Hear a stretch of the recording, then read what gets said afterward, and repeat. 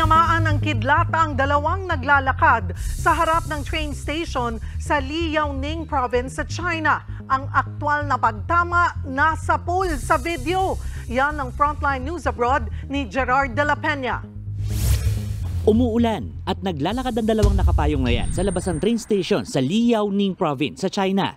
Nang biglang tinamaan sila ng kidlat.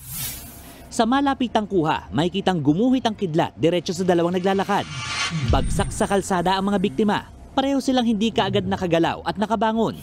To the rescue naman ang mga staff ng train station. Nadatnan nilang duguan ng isa. Habang walang malay ang kasamahan nito, isinugod sila sa ospital at nasa maayos ng kalagayan.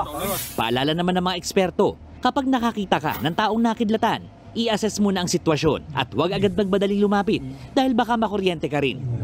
Importante ring humingi ng tulong agad-agad dahil maaaring magkaroon ng internal problem ang taong tinamaan ng kidlat.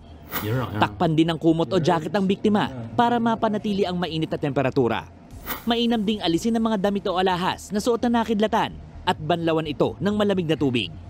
Nagbabalita mula sa Frontline, Gerard de la Peña, News 5. Mga kapatid, Cheryl Cosim po, huwag maging huli at maging una sa lahat sa balitaan. Para sa tuloy-tuloy na talakayan sa Frontline, mag-follow at mag-subscribe sa social media pages ng News 5.